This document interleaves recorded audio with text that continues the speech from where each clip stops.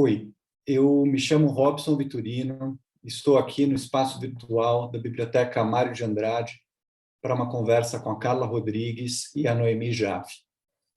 A Carla eu conheci há pouco e está agora em Búzios, no Rio de Janeiro. A Noemi, que está em Berlim, eu vi muitas vezes em São Paulo. Quando os encontros pessoalmente eram menos difíceis, nós chegamos a falar rapidinho no lançamento do trabalho de escritoras que são amigas em comum. Fossem outros os tempos, nós estaríamos no espaço incrível da biblioteca. Bom, embora estejamos numa plataforma virtual, é importante situar quem nos assiste e não é de São Paulo. Estamos falando de uma biblioteca que está no centro da cidade, numa área movimentada, de imensa circulação quase o dia todo. Entre os que transitam na região estão ambulantes, apressados de gravata, flanelinhas, artistas, gente do comércio e brasileiros e estrangeiros com todo tipo de fragilidade. O que no Brasil atual é um grupo enorme que tristemente não para de avançar. Seja pelo endereço da biblioteca, seja pela iniciativa das pessoas que lá trabalham, o fato é que a Mário é uma base que cumpre também um importante papel social. Hoje nós estamos aqui como parte de mais um esforço louvável da equipe da biblioteca para manter a programação durante esse trágico período da pandemia. Eu quero agradecer a Josélia Aguiar, a Carol Rodrigues e toda a brava equipe da Mário de Andrade. Devo dizer que fiquei surpreso e comovido ao saber, 2 dias atrás, que esta será a última conversa organizada sob a direção da Josélia nessa biblioteca. Por tudo isso e por causa dos livros que nós vamos discutir aqui, é uma honra estar com vocês aqui hoje. Nós vamos falar sobre o luto, que é esse grão inicial das obras recentes da Carla e da Noemi. Temos aqui as autoras de 2 trabalhos que giram em torno dessa questão. Eu vou começar pela apresentação dos livros. Lili, Novela de um Luto, é o livro mais recente de Noemi. É uma ficção com notas de realidade, ou mais justo seria dizer raízes na realidade, já que a sua escrita aconteceu durante os primeiros tempos do luto da Noemi pela morte da sua mãe, Lili Jaffe. A autora e narradora fala da perda de uma mulher imensamente cativante, muito humana na sua história, nos seus afetos, faltas e idiosincrasias. Noemi fala do seu desejo de incorporar a morte da mãe, da forma como o tempo atua sobre o luto e da intervenção possível numa história por meio da escrita. O texto da Noemi é repleto de achados literários, com várias frases e imagens memoráveis. É delicado, caloroso, comovente, às vezes engraçado e frequentemente desconcertante.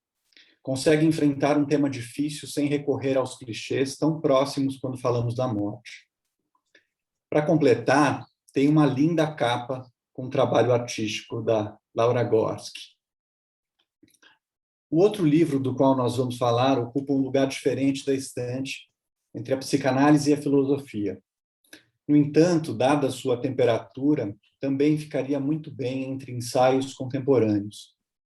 A obra da Carla Rodrigues se chama O Luto entre Clínica e Política, Judith Butler para Além do Gênero, e foi publicada pela editora Autêntica. É um livro que traz uma nova perspectiva sobre o luto, dando relevo ao que há de político na forma como vivemos as nossas perdas. Ancorada no pensamento da filósofa norte-americana Judith Butler, Carla nos mostra que a forma como um povo encara a morte diz muito sobre o valor dado à vida. A importância atribuída à vida e à morte é desigual, e há uma terrível hierarquia com marcações de gênero, raça e posição social. Seu livro é resultado de um trabalho de muitos anos e de uma reflexão que se intensificou com a morte de seu marido em 2015. Como a Carla disse numa conversa por e-mail antes desse encontro, o pessoal é político e o político é pessoal. Sempre foi assim, mas neste nebuloso 2021, carregamos nas tintas dos comentários e ainda assim as palavras parecem sempre insuficientes. o número de mortes por Covid-19 se aproxima de 600 mil e o país segue inerte, incapaz de abrir caminho para se livrar de um monstro. O desejo pela destruição parece encontrar o caminho perfeito para sua realização e a besta se torna livre para fazer um massacre sem puxar o gatilho. Parece um sonho.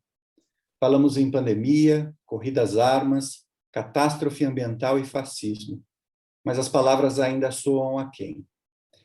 Mais uma vez, o pessoal é político e o político é pessoal. Noemi Jaffe é escritora, professora de literatura e de escrita e crítica literária. Doutorou-se em literatura brasileira pela USP e publicou O que os cegos estão sonhando, em 2012, A verdadeira história do alfabeto, em 2012 também, o livro vencedor do Prêmio Brasília de Literatura, Íris, as Orquídeas, de 2015, Não Está Mais Aqui Quem Falou, de 2017, e O que Ela Sussurra, entre outros.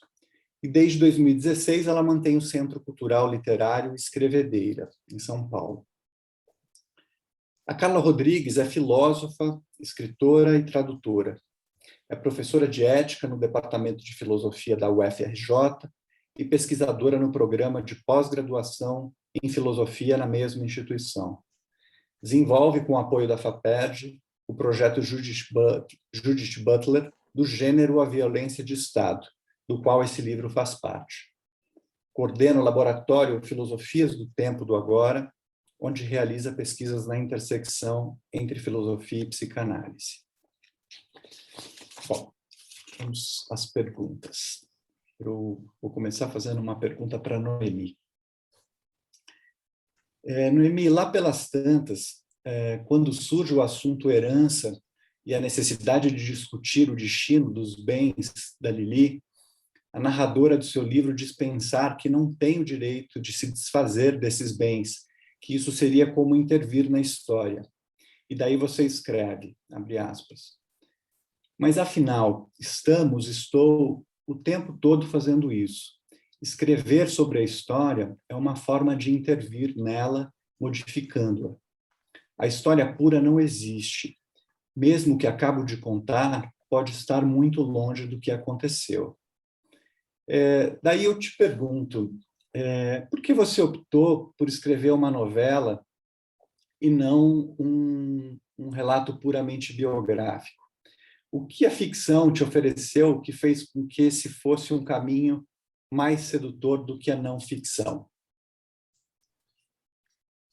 Bom, obrigada, Robson, pela apresentação.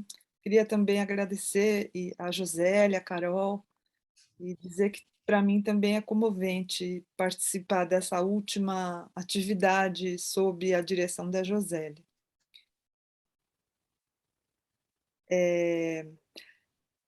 Meu livro não é exatamente ficção, né? Ele é quase completamente autobiográfico, e eu dei o nome de novela porque eu usei uma linguagem bastante literária, porque eu quis me dar algumas liberdades em termos de linguagem, né, em termos de estilo, mas todos os acontecimentos que são relatados no livro aconteceram, né? Ou melhor, é difícil a gente saber o que realmente aconteceu, né? Porque uma vez que a gente passa para a palavra, que a gente passa para a narração, tudo vira versão. Então, também como eu estou falando sobre uma outra pessoa, né? Não é bem uma autobiografia, são sensações, sentimentos subjetivos a respeito de um acontecimento alheio. Então, eu acho que ele tem um tanto de ficcional, mas, na verdade, eu diria que é uma biografia ficcionalizada. Então, não acho que eu possa dizer que é ficção exatamente. Então, acho que isso deve responder a tua pergunta, assim, no mesmo, na mesma medida em que tudo é ficção, né? Porque sempre que a gente conta alguma coisa, a gente perde, a gente muda, né? A gente transforma. É isso.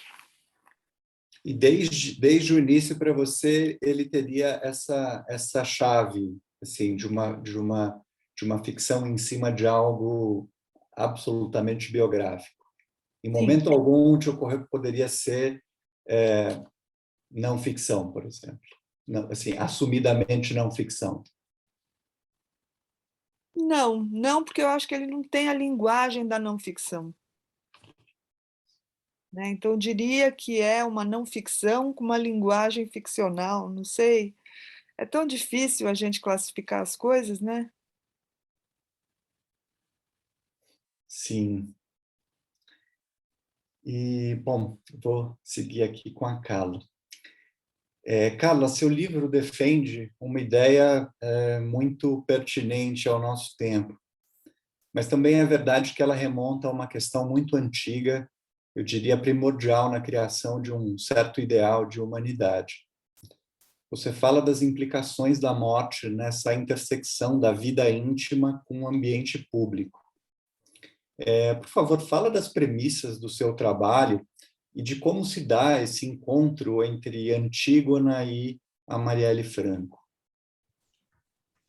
Bom, eu também quero agradecer demais, Robson, pelas suas palavras iniciais de apresentação. Quero dizer que é um prazer estar aqui dividindo essa mesa com você e com a Noemi Jaffe, que eu tive a oportunidade de conhecer virtualmente esse ano, numa outra mesa sobre literatura, e que é também com muita tristeza que eu descobri que esse seria, né, esse é o último dos encontros organizados pela Josélia Aguiar, que é uma grande amiga de muitas décadas já.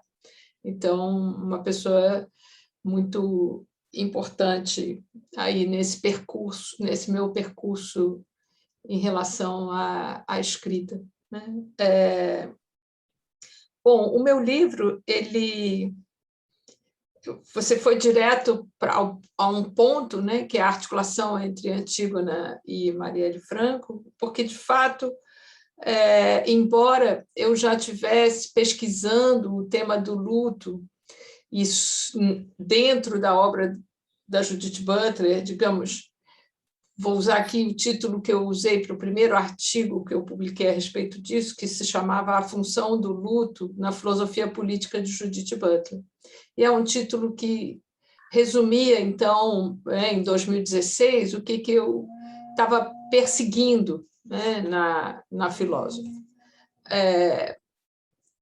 Em 2018, eu comecei a desenvolver esse projeto que você mencionou na minha apresentação, que é Judith Butler do Gênero, a Crítica à Violência de Estado, financiado pela FAPERJ, e os recursos. Bom, eu estava no bar, tinha saído da universidade, estava no bar próximo ali ao UFRJ, no Largo de São Francisco, no Rio de Janeiro, né? Comemorando, né, o fato de que tinha ganho a bolsa, o dinheiro tinha sido liberado, e era a primeira semana de aula na universidade, a gente estava com o grupo da pós-graduação e tal, e isso tinha começado cedo, sei lá, às 6 horas, logo depois da aula, e às 9 e pouco da noite, dessa mesma noite, a Marielle Franco e o seu motorista Anderson Gomes foram executados, né? Então, aquilo que era uma alegria se tornou uma grande tragédia depois de dimensão nacional, mas naquele primeiro momento, uma grande tragédia de dimensão local para quem estava ali no Rio de Janeiro apostando, né, numa vereadora como a Marielle Franco, que tinha sido eleita como a terceira mais votada da cidade e que tinha em pauta, né, questões de direitos humanos,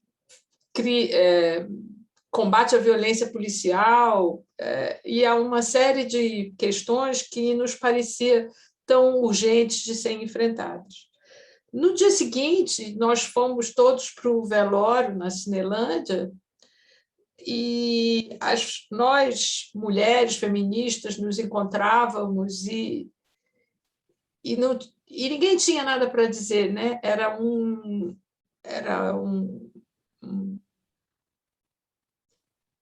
um silêncio, né, compungido, assim, né, pelo choque, pelo tamanho da violência e pelo tamanho da figura que Marielle Franco representava para nós, né, no sentido de que a eleição dela era uma vitória política muito grande, né? Então, ali, na Cinelândia, acompanhando o velório, eu pensei que aquilo que eu vinha estudando, né, em Butler há tanto tempo, já tinha escrito sobre Antígona de Butler, já tinha escrito esse trabalho, né, A Função do Luto na Filosofia Política, de Judith Butler, já tinha escrito sobre violência policial no Rio de Janeiro, com um trabalho chamado A Polícia como Problema Filosófico. E aí, ali na Cinelândia, eu decidi que essa pesquisa se voltaria para pensar o luto público, tomando a Marielle Franco como um paradigma, né? Como um paradigma disso que é a reivindicação do direito ao luto como um ato político, como um ato ético-político. Então, eu fiquei acompanhando durante todo o percurso da minha escrita e da minha pesquisa, as diversas formas de manifestação nacionais e internacionais em relação à morte da Marielle Franco. Até que acredito que essa sua articulação, né, entre Antígona e Marielle Franco vem dizer de uma possibilidade da gente pensar que todas as pessoas que foram para as ruas reivindicar o esclarecimento da execução da Marielle Franco e do Anderson Gomes e homenagear a Marielle Franco nesse longo percurso, né, desde 2018, são pessoas que estavam, como Antígona, né, reivindicando o direito de reconhecimento, né? Reconhecimento tanto do valor da vida perdida, ou das vidas perdidas, né? Tanto a da Marielle quanto a do Anderson Gomes, mas também reivindicando o valor das suas próprias vidas, né? No sentido de se colocarem como sujeitos políticos nas ruas,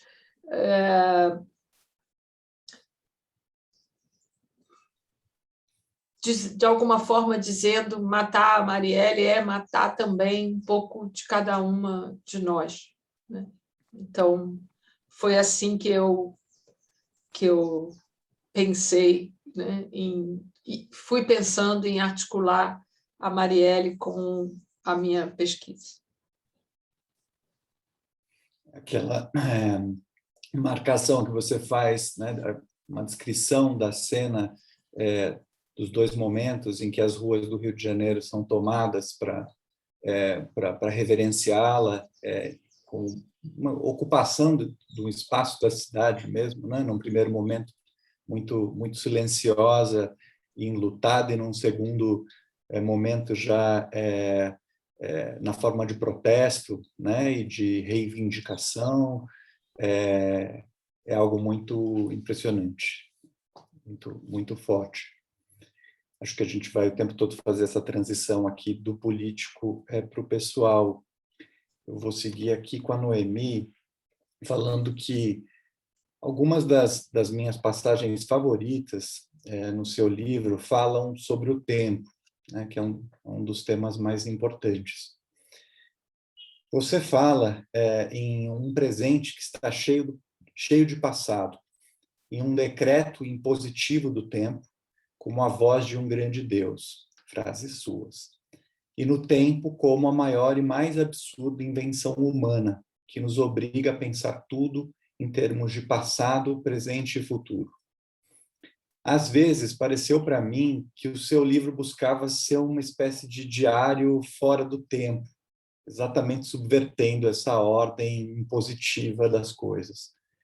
Gostaria que você falasse sobre o peso do tempo no processo de luto.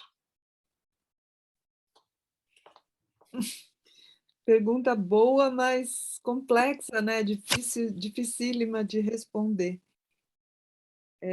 Bem, tempo é uma questão que me toma constantemente, e tanto no acompanhamento do processo de morte de uma pessoa que eu amava tanto, como a minha mãe, como depois da morte dela, fica um estranhamento muito grande durante a vida que precede a morte, sobre o que foi essa vida e o que vai ser quando ela acabar, e o que é que significa essa vida que está indo embora, né? Então, como acompanhar o instante em que ainda resta um pouco de vida, sabendo que ela está prestes a acabar, e depois que ela acaba, como tratar dessa pessoa que existiu durante tanto tempo e que eu amei tanto no passado, né? Como é que eu posso passar a falar dela em outro tempo, se ela está tão presente em mim, mas ela não está mais aqui, né? Então, são todas coisas muito estranhas, muito difíceis, e eu acho que minha reação principal foi a de recusar a possibilidade de que o luto acontecesse, sabe? De que o processo que dizem ser natural do luto, né, que leva ao esquecimento, sempre em função do tempo, né, o tempo que opera na memória essa possibilidade de esquecimento, de reacomodação da pessoa, né, em outros lugares da memória. Eu não queria que isso acontecesse. Não queria, eu queria sofrer, eu não queria que passasse o sofrimento.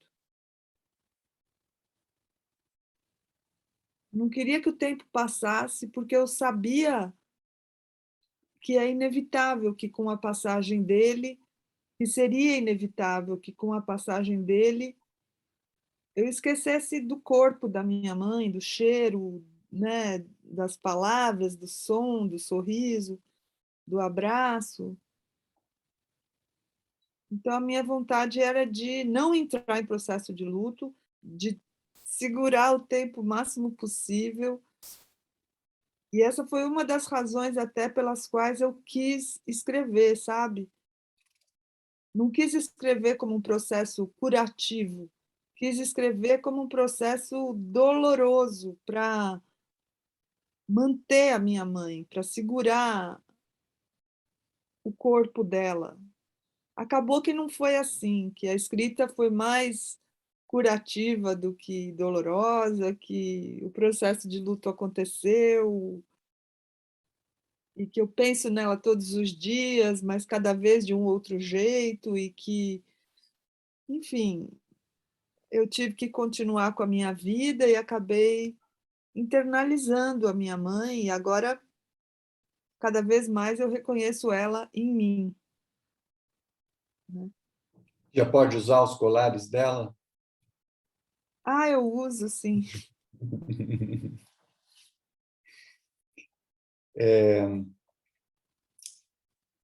Carla, voltando a Butler, né? O pensamento dela é fundamental para o seu trabalho, e justiça seja feita, você sintetiza a obra dela de forma admirável. Seu livro percorre o caminho teórico seguido por ela de forma muito generosa, apresentando os conceitos e as filiações teóricas com muito cuidado para que o leitor não se perca. Então, a gente vai ali passando por Hegel, Beauvoir, Foucault, Adorno, Arendt, Benjamin, sempre com um cuidado extremo seu, para que um leitor contemporâneo tenha recursos para entender o que a Butler está trazendo de inovador no pensamento dela. Fica muito claro pelo caminho que você traça como as questões de gênero e normatividade estão imbricadas com as questões ético-políticas. Você fala que alguns leitores fazem uma divisão da obra dela, tentando falar, né, de uma parte do trabalho que seria mais focada nessas questões da normatividade, e uma segunda tópica que seria ético-política.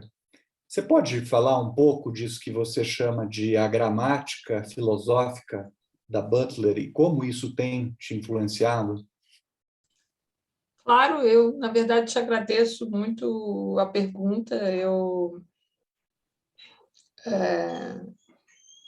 tive a alegria de ver o livro ser acolhido na coleção Filô pelo Gilson Iannini, que é o coordenador, né, da coleção, e na Editora Autêntica, que já editam também alguns livros da Butler, né, dos quais eu já tinha feito, inclusive, num deles eu tinha feito um trabalho de revisão e tradução,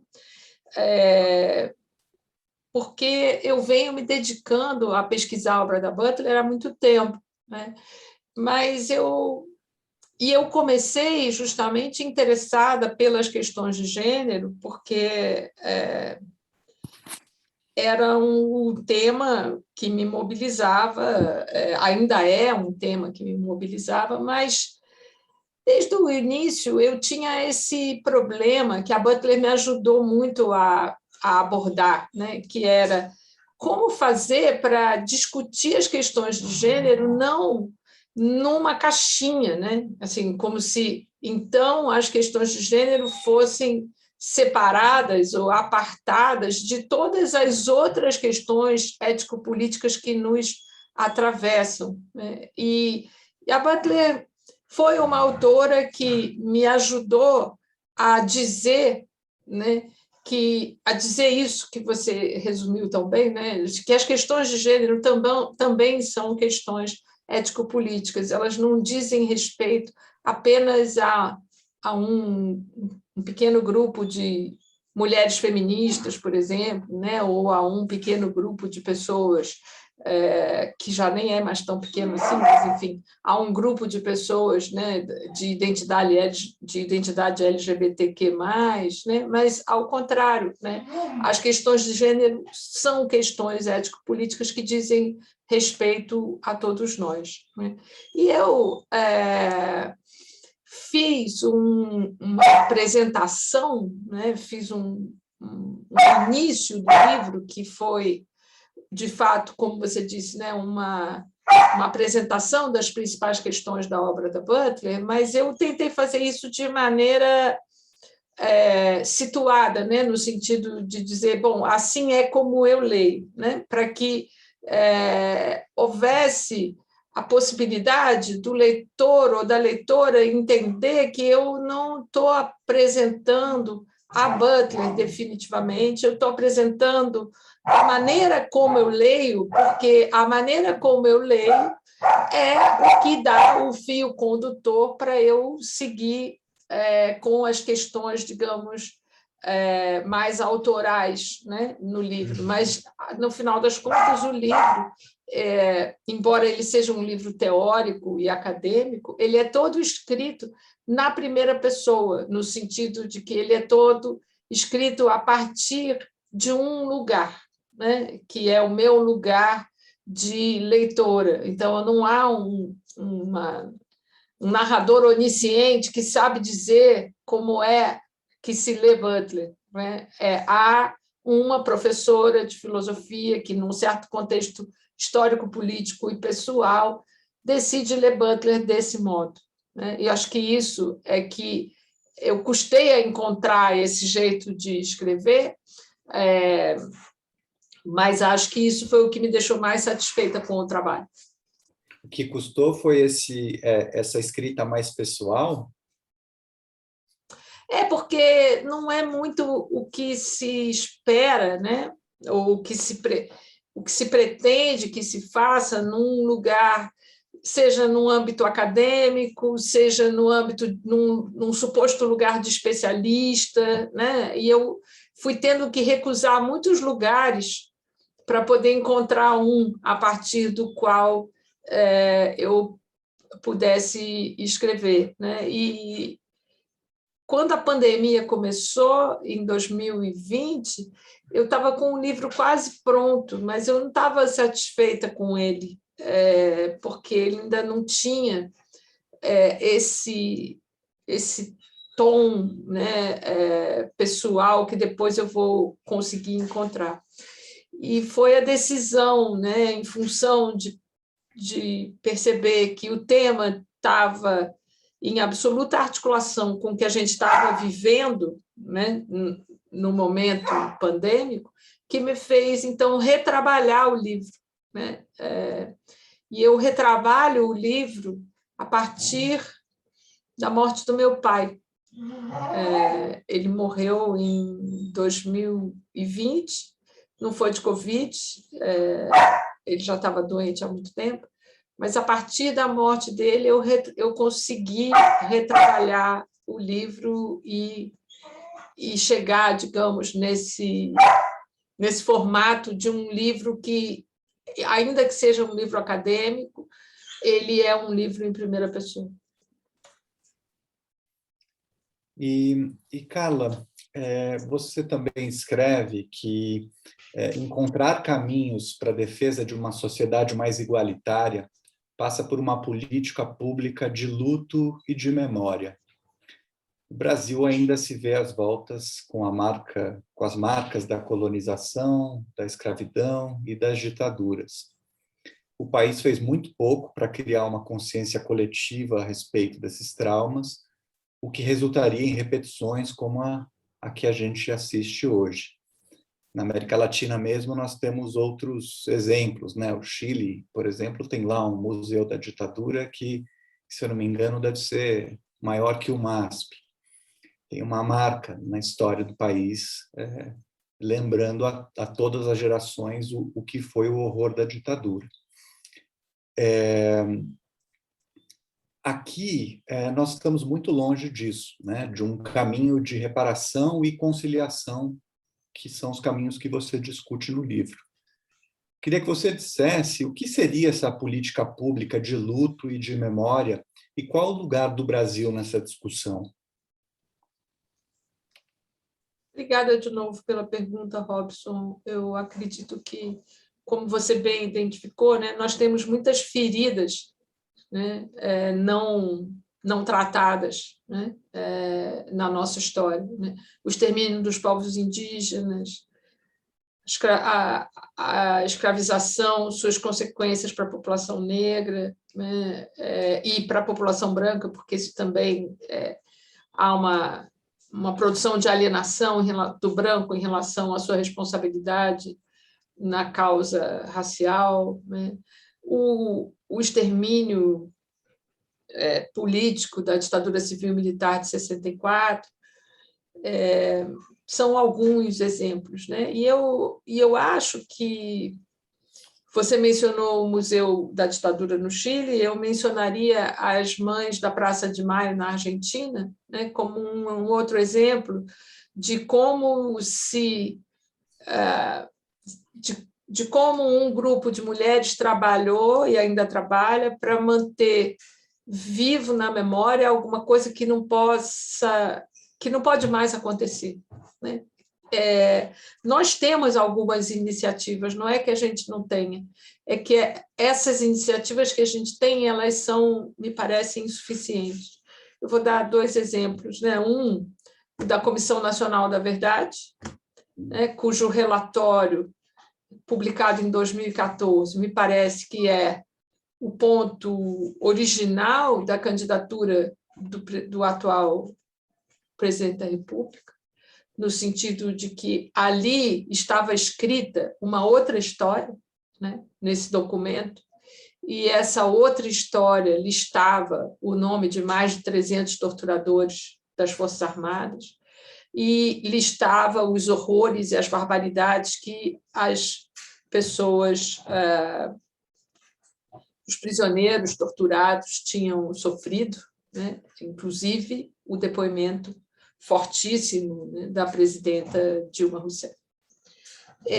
Eu acho que ali, né, a gente tinha uma oportunidade de começar, né, a fazer um trabalho de luto e de memória pelos mortos da ditadura militar, e essa oportunidade foi ceifada, né, por um conjunto de forças que não pretende aceitar que se faça esse trabalho político de luto e de memória. Um outro exemplo que eu acho muito importante, que está acontecendo agora, mas que, embora seja muito importante, também é insuficiente em relação à quantidade de formas de violência que a gente experimenta na sociedade brasileira, é o trabalho do Centro de Arqueologia e Antropologia Forense da Unifesp, em São Paulo, né? Que, com a coordenação do Edson Telles, está trabalhando nas ossadas encontradas no cemitério de Perus. E esse trabalho é um trabalho que, ao final, tem como objetivo oferecer o direito ao luto às pessoas, às famílias que perderam pessoas na ditadura civil-militar de 64 e que nunca puderam enterrar essas pessoas, porque elas foram desaparecidas, né? Então, esse trabalho tem a intenção de identificar essas pessoas, poder dar a elas uma lápide, uma inscrição de um nome, um fechamento de uma história, né? De uma história de vida que a vida acaba, mas a história não. De alguma maneira, eu acho que isso está no livro da Noemi o tempo todo, né? A vida da mãe dela acabou, mas a história não, né? Isso me parece que tem a ver com a questão que eu tenho trabalhado de maneira teórica, né? Que é, enquanto a gente achar que só determinadas vidas têm uma história para permanecer e as outras não, né? A gente vai estar fazendo, desde a vida, uma distinção que permite com que aquelas vidas cuja história pode ser esquecida ou apagada, essas vidas podem ser matáveis a qualquer momento, porque o fim daquela vida significaria o fim da história daquela pessoa. E eu acho que o livro da Noemi é emocionante nesse sentido do que ela acabou de dizer, respondendo a você, né? Ela não queria que a história da mãe dela acabasse. E, em algum momento, me parece que ela percebe, né, ao escrever a história, parece que ela percebe que a história não vai acabar, né? A mãe dela pode ter morrido, mas a história da mãe dela não vai acabar, de modo que não é mais necessário pensar em falar no passado, né? É possível falar no presente, porque, bom, ela, sua mãe, Lili, não está aqui, mas a história dela está aqui, né? E isso é uma forma de reconhecer a continuidade de todas as vidas, né? Então, essa é uma questão para Butler, que eu fui também capturada pela maneira como ela pensa isso, que é as nossas vidas não começam quando a gente nasce, né? E não acabam quando a gente morre. As nossas vidas começam muito antes e continuam, né, para além da nossa existência física aqui, né? E isso só pode ser assim porque nós somos parte de uma história, de uma grande história, se a gente quiser, né? Uma grande história da humanidade, mas também da história das pessoas com as quais a gente vive e com as quais a gente vai estar na memória permanentemente. De modo que... E é interessante porque a Butler faz disso uma forma de criticar toda a política individualista que pretende considerar um indivíduo aquilo que nasce do nada, né? Nasceu assim, né? sem história, digamos, né? E sustenta a sua vida individualmente, sem rede de relações, né? E morre e pronto. Né? É exatamente contra isso que ela está usando o recurso de pensar o luto como um elemento ético-político. Sim, o sujeito existe na relação, né? É importante. O seu livro, Carla, afirma que nenhuma metáfora dá conta do tamanho e da profundidade da perda. O luto pode ser mesmo o fim da metáfora, você escreve. A Noemi, por sua vez, escreve: Mãe, sobre você não se pode dizer nada, como não se pode dizer nada sobre a água ou sobre o céu. Apesar dessa afirmação de vocês, as duas, né, vocês duas encontraram caminhos incríveis, caminhos da sublimação, diria o Freud, por meio da linguagem para produzir algo sobre esse luto. Eu queria que vocês falassem qual foi o lugar da escrita para vocês ao atravessar esses últimos anos. Me falou um pouco no começo, mas se quiser acrescentar algo.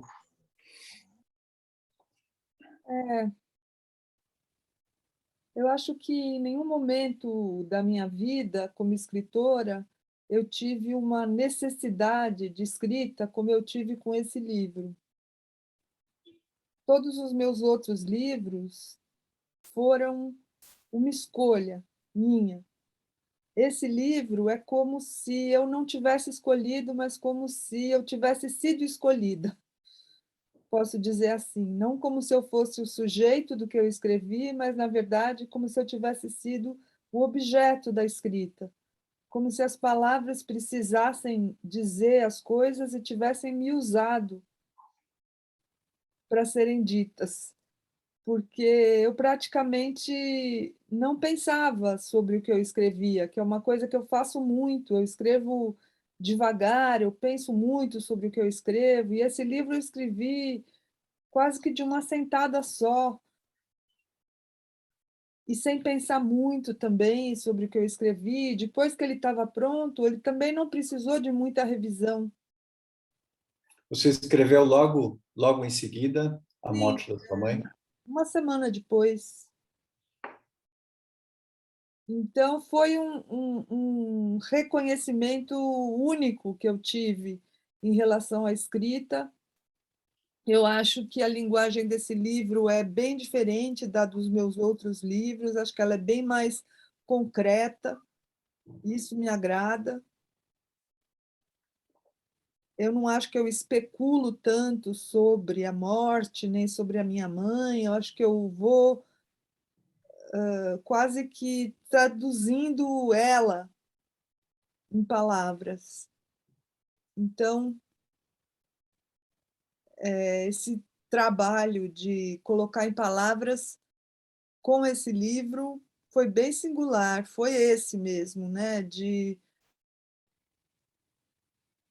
mais uma necessidade quase física do que uma escolha mental, né? Do que uma escolha cerebral. E por isso, durante a escrita, eu acho que eu sentia bem próxima a minha mãe. E depois que o livro já existia, e depois ainda quando ele foi publicado, E agora eu recebendo a repercussão que ele está tendo, né, de como ele está afetando as pessoas, pessoas que eu conheço, pessoas que eu não conheço, eu vejo que o livro, essa escrita teve uma função muito simbólica para muita gente, né, e mesmo para mim também, de, não sei muito bem, de conciliação da vida com a morte. Acho que é isso. E com você, Carla? Bom, em relação à morte do meu companheiro, eu comecei a escrever no dia seguinte ao velório, à cremação. Mas ainda uma escrita muito desestruturada, né? Uma coisa realmente assim, que, ao contrário da Noemi, eu nunca tive a menor intenção de publicar. Eu escrevi 40, 50 páginas de um grande ensaio sobre... não era uma ficção, era se eu tivesse que... É difícil classificar as coisas, como ela disse, né? Mas se eu tivesse que classificar, eu classificaria como um ensaio. E eu escrevi durante alguns anos, enquanto ainda foi preciso fazer esse trabalho de simbolização da perda. Até que teve uma hora que eu parei e me voltei exclusivamente para a escrita acadêmica, para a escrita científica, né, no sentido aqui, né, da pesquisa, etc. Mas, quando a pandemia começou, eu me senti de volta àquele lugar que eu tinha experimentado quando ele estava doente e que a vida estava por um fio, né? Que é esse momento, né, em que todo o tempo você tem a sensação muito presente de que a vida está por um fio. Porque a vida está sempre por um fio, mas você não tem essa sensação presente o tempo todo, né? Seria insuportável ter essa sensação presente o tempo todo. E o início da pandemia me trouxe de volta essa sensação da vida por um fio e, ao mesmo tempo, a sensação de uma proximidade, né? Como se eu tivesse voltado no tempo, né? O tempo cronológico não valia mais nada, porque eu tinha voltado a um outro momento do tempo, 6 anos atrás, e aquilo me colocou de volta em contato com esse texto que eu escrevi e que nunca tinha publicado, e que, então, eu retornei a ele e transformei ele num pequeno ensaio, que primeiro foi publicado na revista Serrote e que depois foi modificado e virou o último capítulo do livro, né? E nesse pequeno ensaio, eu diria que tem um ponto muito convergente com o livro da Noemi, que é a minha total recusa, desde o primeiro momento, ao sintagma "a vida continua". Quando eu comecei a ler o livro da Noemi, eu falei, nossa, assim,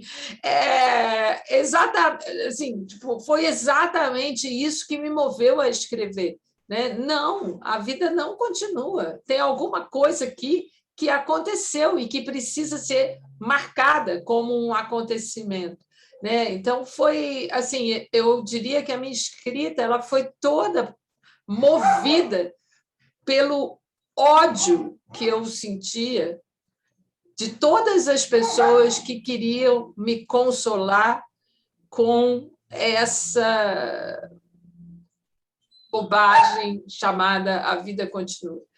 eu tenho muito, assim, eu elenquei no texto muitos clichês que a gente usa para não se dar, não se deixar afetar pela morte, né?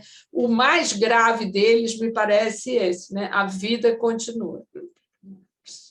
Isso quer dizer o quê, exatamente? Né? O que continua? Nada continua aqui. Né?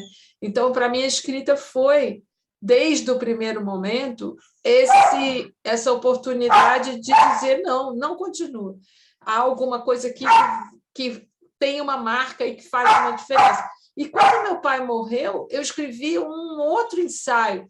Foi muito interessante até, porque eu recebi muitas repercussões desse ensaio que eu tinha publicado na Serrote. Aí, uma psicanalista da revista Caliban me convidou para escrever um ensaio sobre luto para a edição especial que eles estavam fazendo em relação à pandemia. E aí, o meu pai tinha acabado de morrer quando eu recebi o convite, devia ter, sei lá, uns 10 dias que ele tinha morrido. E eu aceitei o convite, dizendo: eu vou fazer o ensaio que você pediu, porque eu preciso escrever a morte do meu pai. Então, assim, é isso. Há algo que, mesmo que a linguagem nunca dê conta, né, ela, de alguma forma, ela produz uma simbolização dessa morte. Né? Então, isso é para que a vida não continue do mesmo modo que ela estava antes. Né? Acho que isso que você falou agora no final é tremendamente importante nos dois livros, né? Acho que é uma marca de ambos o trabalho que vocês fazem de contornar e acho que massacrar os clichês, né? Vocês estão ali o tempo todo falando das maneiras dos enlatados a respeito do luto, e eles são infinitos, né? E eu estou pensando aqui, né, em algo que vocês trazem sobre esse desejo de vocês de encarar, né, de encarar a concretude ali, né, encarar. No caso da Noemi, ela descreve o desejo de ver e tocar, né, o corpo da mãe. Tem algo ali muito forte nesse sentido, né? Um desejo de estar ao lado desse corpo que vai embora.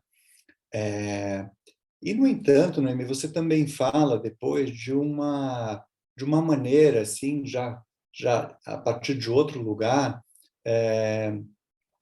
uma maneira como você busca viver o luto. E aí você fala de um altar que você monta, você fala das suas rezas, você fala de um outro jeito de viver o luto que passa, enfim, por outras experiências.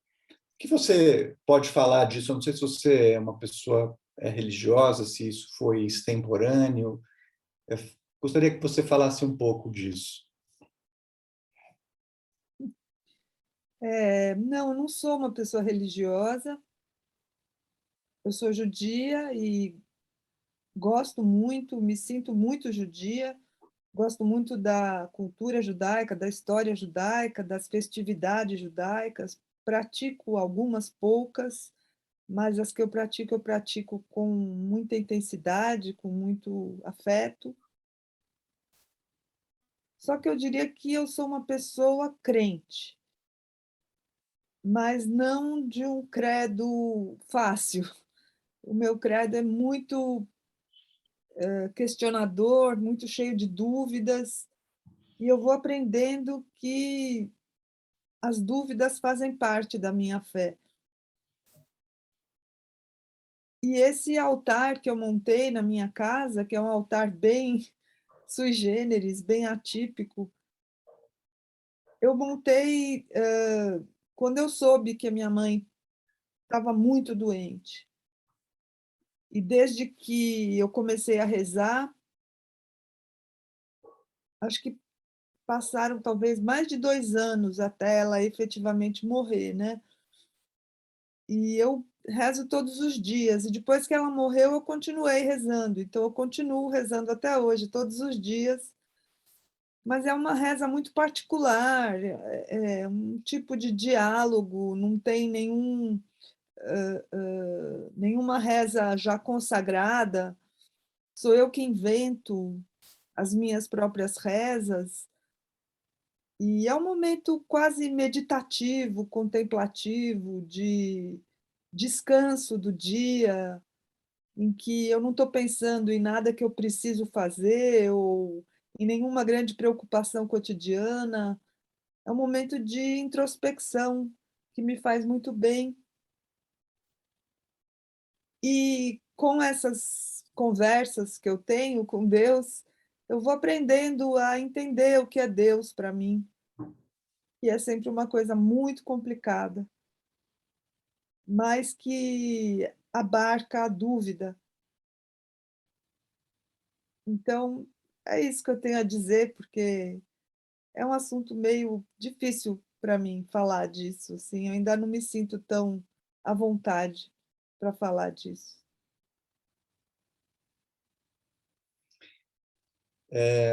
Noemi, eu também gostaria que você falasse de algo maravilhoso que você atribui a Lili, que é a filosofia ou o princípio poético da cara de pau. É ótimo, Achei isso maravilhoso. é ótimo. Quero adotar para mim. Ah, vale muito a pena, vale muito a pena. A minha mãe, como eu disse, né, a minha mãe era uma pessoa muito simples, muito pura, sabe? Então ela não tinha malícia de ter vergonha, né? Porque para você ter vergonha, você precisa ter a noção de que o outro pode se constranger, ou pode não entender, ou pode não gostar do que você está dizendo. Ela acreditava que os outros teriam a mesma espontaneidade para receber o que ela teria a dizer com o que ela dizia, né? Ela não interpunha alguma mediação na relação que ela mantinha com os outros. Ela dizia a verdade. E com isso, ela conseguia tantas coisas incríveis. E eu tenho certeza de que nós três, as três filhas, herdamos isso dela, porque nós três somos assim, para o bem e para o mal, sabe? Porque muitas vezes a gente já. Eu vou falar por mim. Muitas vezes eu já fui muito prejudicada pela minha cara de pau, mas na maioria das vezes eu saí conquistando coisas que eu nem imaginava, conhecendo pessoas, me surpreendendo com as possibilidades que se abrem quando você é cara de pau e você faz perguntas que desestruturam até a ordem das coisas, né? A forma como as coisas foram imaginadas. Chega alguém lá que faz um furo nessa ordem e as coisas meio que se reacomodam e as pessoas gostam dessas possibilidades que se abrem com a cara de pau. E, Isso e isso é maravilhoso, porque tem até uma equação, né? A possibilidade é tão maior quanto a pergunta for desconcertante, né? exato, E exato. quanto mais absurdo, maior, mais as portas se abrirão. Eu tenho histórias inacreditáveis, assim, desde as mais miúdas até as mais importantes, de coisas muito legais que aconteceram na minha vida por causa dessa cara de pau. E de algumas coisas chatas também.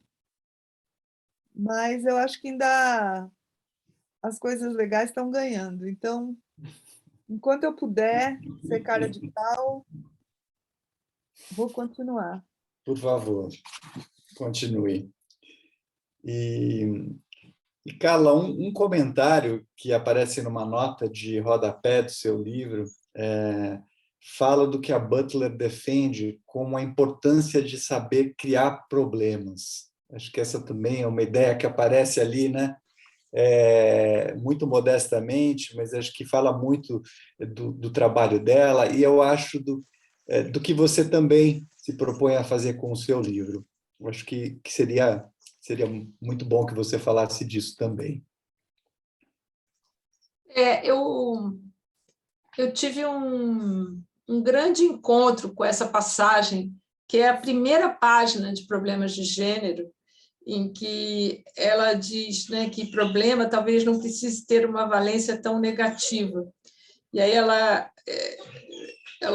estou lendo porque o livro estava aqui em cima da mesa, então é mais fácil. No discurso vigente da minha infância, criar problema era precisamente o que não se devia fazer, pois isso traria problemas para nós. Isso, bom, me levou para a minha infância também, né?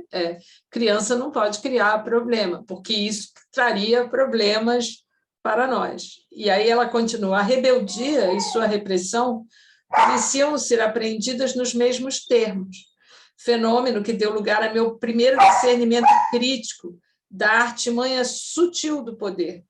A lei dominante ameaçava com problemas, ameaçava até nos colocar em apuros, ou, nos meus termos, ficar de castigo, né, para evitar que tivéssemos problemas.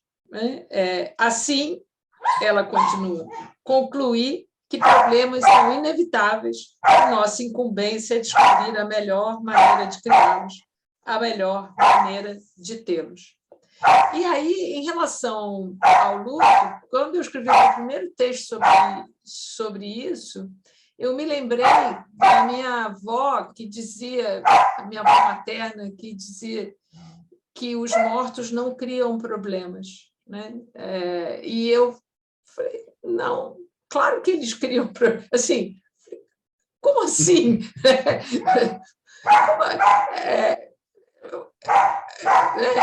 Na verdade, eu escrevi isso no meu artigo, que era a Butler estaria, né, provocando ou produzindo problemas ali mesmo onde parecia que não haveria mais problemas, que era na morte. Isso porque, bom, tem lá uma premissa filosófica de que, se em Hegel o absoluto a morte é o encontro com o absoluto, na Butler esse encontro com o absoluto não acontece na morte, na verdade ele não acontece porque ela estaria se deslocando desse lugar, digamos, central que a morte ocupa na filosofia do Hegel para um deslocamento para o luto como aquilo que permanece, né? Permanece não como um estado de luto, um estado de tristeza, mas aquilo que dá conta da permanência das vidas nas nossas vidas, né? As vidas das pessoas que morreram nas nossas vidas.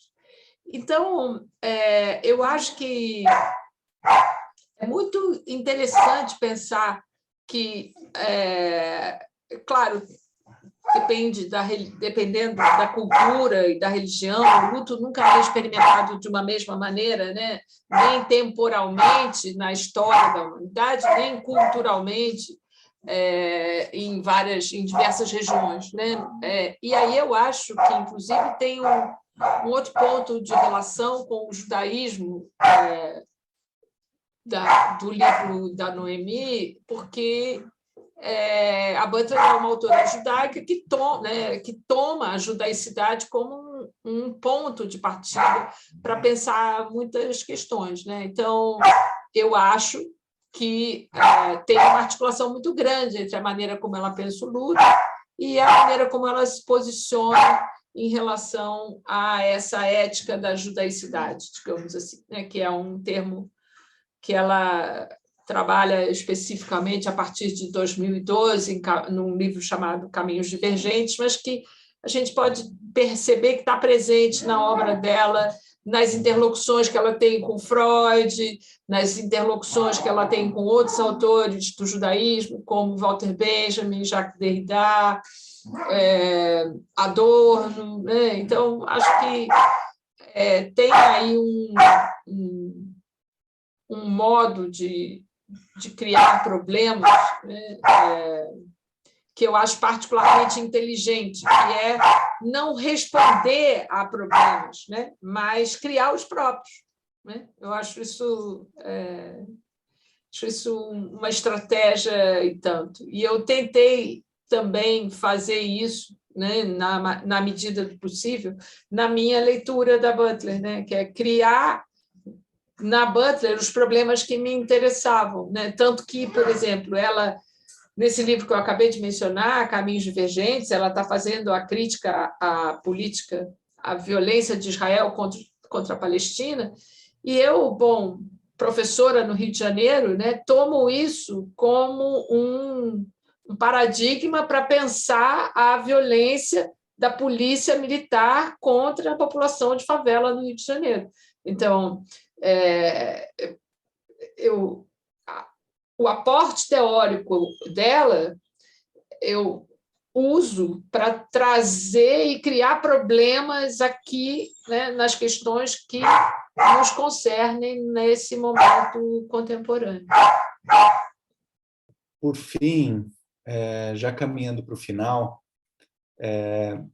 um trecho muito comovente de Lili é quando a Noemi fala da importância da comida, dos doces, da cozinha e do lugar que o ato de cozinhar e servir os outros ocupa na sua memória afetiva. Noemi, por favor, fala um pouco disso para nós. Bom, não tinha como falar da minha mãe sem falar sobre comida. Era um elemento fundamental na estrutura da nossa família, graças a ela, né, que cozinhava, que estava o tempo todo interessada em servir, não só o que ela cozinhava, mas comidas em geral. Uma coisa bem judaica isso, né? Mas a minha mãe não era uma Yid Shemame, não era desse tipo super protetora, possessiva, que fica enfiando comida nos outros. Não era desse tipo. Mas ela gostava muito, tanto de cozinhar como de servir. E nós três herdamos isso dela, nós três também gostamos muito de cozinhar e de servir. Servir, quando eu falo, estou me referindo a receber pessoas em casa, né, a ter uma mesa bonita, a sempre reunir as pessoas em volta da mesa, em vez de fazer aqueles jantares, sabe, tipo americano, que fica toda a comida numa mesa, cada um vai pegando e sentando num lugar. A gente não gosta disso, né? A gente gosta sempre de ter as pessoas em volta da mesa, todos comendo juntos, e transformar até amigos que a gente recebe numa espécie de família também, através da comida. E a gente cultiva muito essa coisa de comer devagar, de preparar também muito devagar, de, em vez de comprar comida pronta, se dedicar ao preparo dela e curtir junto. Eu gosto muito de cozinhar, ouvindo música, conversando, dançando pela casa. E lembro muito da minha mãe pelas comidas que eu preparo, que tem a ver com ela. Gostava muito de dividir receitas com ela. A gente conversava muito sobre comidas e meu pai também adorava comer, só que meu pai comia sempre as mesmas coisas. A minha mãe já era um pouco mais experimental. E que mais? O judaísmo é muito uma religião de comidas, né? Tem muitas festividades no judaísmo e cada uma tem as suas receitas próprias. E, por exemplo, a Páscoa judaica, né, o Pessach, é um jantar que dura cerca de 4, 5 horas, e cada comida tem a sua reza específica e a sua simbologia também específica, né? Os ovos, a água com sal, a raiz forte, o peixe recheado, tudo isso tem uma significação simbólica, né? A própria matzá, que é aquele pão ázimo que se come. Então, eu também gosto de interpretar as comidas, não só de comer, mas de conhecer a história delas e tentar rechear a comida de significado. É isso. Linda memória e lindo fechamento aqui para a nossa conversa. Carla, tem algo da sua memória afetiva nesse sentido que você gostaria de de contar para a gente poder encerrar aqui?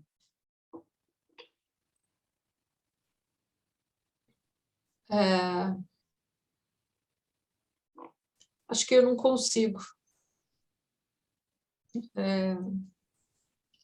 Só agradecer a Noemi pela escrita, porque foi muito bom ler, sabe? Assim, foi muito bom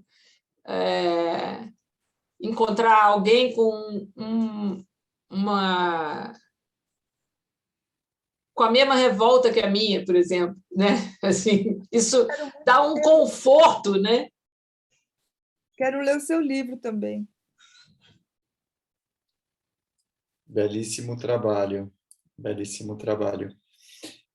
Eu fiquei, né, já encerrando, eu fiquei muito pensando num livro que eu tinha lido há pouco, daquele sul-coreano, Bin Chu-yan, que é a Sociedade Paliativa, a Dor Hoje, em que ele fala muito sobre os contornos que a gente encontra de todo tipo para encarar a dor na sociedade ocidental e como os analgésicos estão aí à disposição, né? Seja na linguagem, seja como medicamento mesmo, seja no mundo virtual. E acho que os livros de vocês, eles acabam com essa possibilidade ao dar nome às coisas, ao encarar o que tem de dor, o que tem de afeto, o que tem de história. E isso é muita coisa, considerando que a gente ainda está, né, vocês e nós como país estamos atravessando tantos lutos ao mesmo tempo.